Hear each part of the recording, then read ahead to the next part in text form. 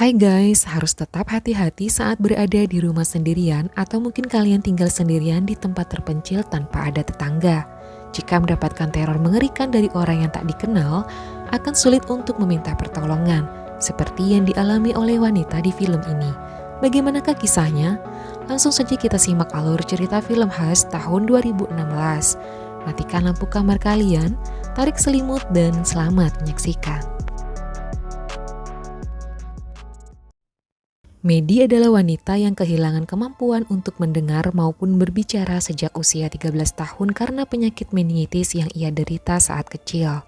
Kini ia adalah seorang penulis horor dan memutuskan untuk tinggal seorang diri bersama kucing kesayangannya di sebuah rumah di tengah hutan untuk merasa hidup tenang dan bisa menyelesaikan novel yang sedang ia kerjakan. I finished your book. Hari itu Sarah, tetangga jauh Medi, datang mengunjungi Medi dan mengembalikan buku yang ia pinjam. Ternyata penulis buku tersebut adalah Medi. Sarah sangat menyukai buku Medi. Mereka berdua pun akhirnya berbincang-bincang sebentar.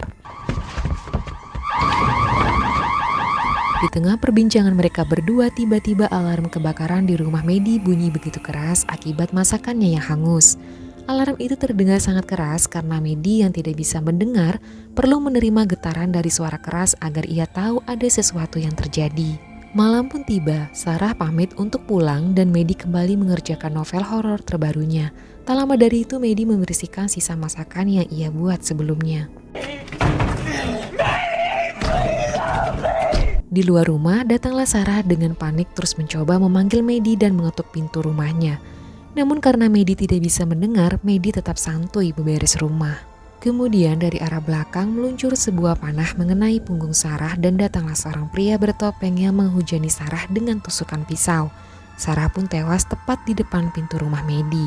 Psikopat bertopeng itu pun heran melihat Medi yang tetap cuek dan tidak mendengar ketukan pintu. Medi yang tengah kembali menggarap novelnya tidak sadar sudah ada psikopat yang masuk ke dalam rumahnya. Medi pun mendapatkan panggilan video dari Max, saudaranya yang mengkhawatirkan keadaannya. Max pun melihat seperti ada seseorang di belakang Medi. Namun Medi menganggap mungkin saja kucingnya. Medi pun memanggil kucingnya untuk diberi makan. Namun si kucing nampaknya tidak ada di rumah. Ia pun kembali membuka laptopnya dan mendapatkan sebuah pesan dari handphone miliknya sendiri.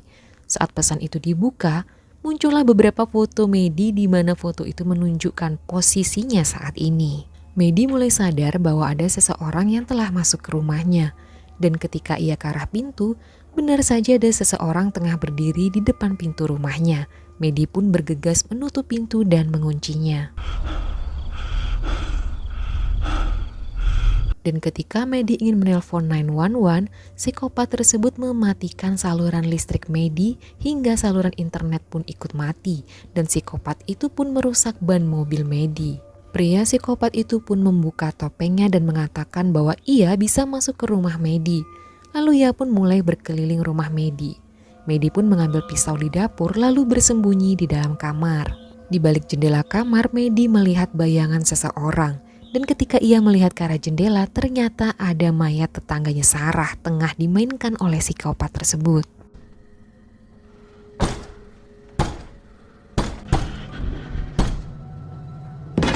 Medi pun mencoba mencari kunci mobilnya dan berusaha menyalakan mobilnya dari dalam rumahnya.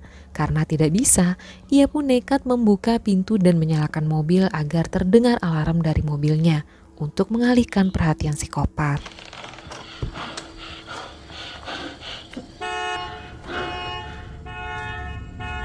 Medi pun mencari kunci mobil Sarah di saku celana Sarah. Namun tiba-tiba muncul psikopat tersebut.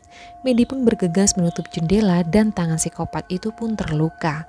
Ternyata kunci yang dicari Sarah sudah ada di tangan psikopat gila. Dirasa psikopat itu jauh dari pintu depan, Medi pun mencoba keluar dari rumah dan sembunyi di bawah tangga. Dan kemudian Medi pun berlari, namun sebuah panah hampir mengenai dirinya.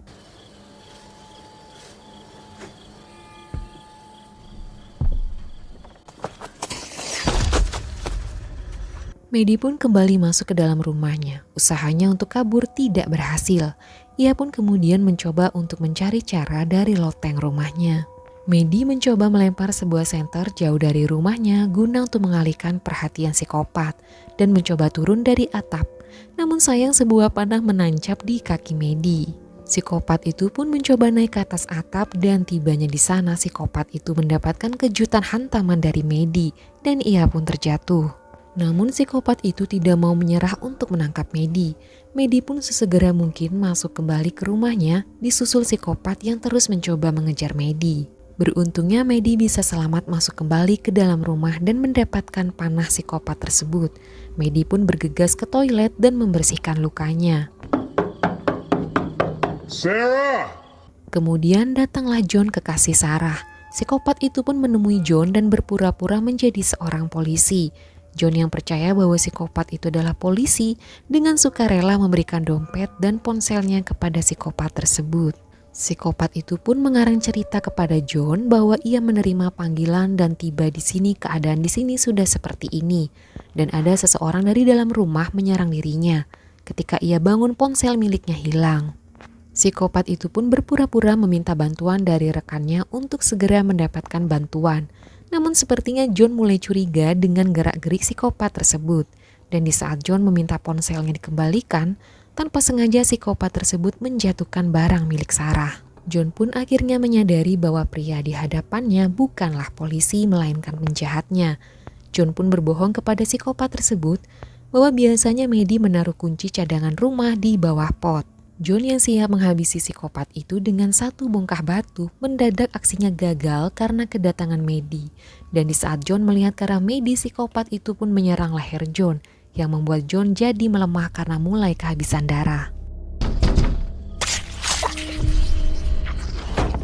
Namun John tidak ingin menyerah. Ia pun menyerang psikopat tersebut dan memberikan kode kepada Medi untuk segera keluar dari rumah dan kabur. Namun Medi berpikir jika ia kabur dari rumah akan ada banyak kemungkinan buruk yang bisa menimpa dirinya. Karena kakinya yang terluka tentu membuat ia tidak bisa mudah berlari. Psikopat bisa saja menghabisinya dengan mudah. Namun jika ia tetap berada di dalam rumah, psikopat itu mungkin saja sebentar lagi menemukan cara untuk bisa masuk ke rumah Medi. Dan Medi pun lama-lama akan kehabisan darah karena luka di kakinya. Jadi ia tidak punya banyak waktu untuk bertahan di dalam rumah. Psikopat tersebut ternyata masih bertahan karena John telah tewas kehabisan darah. Medi pun akhirnya berpikir untuk mencoba menghabisi psikopat tersebut. Baginya satu-satunya cara untuk mengakhiri malam kelam ini adalah melawan psikopat tersebut. Kucing Medi yang hendak pulang ke rumah tertangkap psikopat. Saat psikopat tersebut akan menghunuskan pisaunya ke arah kucing cantik itu, tiba-tiba saja meluncur sebuah panah tepat mengenai lengan psikopat tersebut. Ternyata Medi tengah menyerang psikopat itu dengan sebuah panah. Medi pun berusaha segera masuk ke rumah namun anak panah jatuh tepat di depan pintu. Medi pun segera mengambilnya namun terlambat. Psikopat itu lebih cepat datang dan menutup pintunya, membuat tangan Medi terjepit dan psikopat itu pun mencoba untuk menghancurkan tangan Medi. Medi pun kini makin lemah karena luka di tangannya. Psikopat tersebut akhirnya mulai kesal dengan Medi yang makin berani. Ia pun mencoba masuk ke dalam rumah Medi. Ketika Medi mencoba menulis memo untuk ibunya, di luar psikopat tengah mencoba menghancurkan pintu rumah Medi. Medi pun sembunyi di dalam toilet dengan sebuah pisau.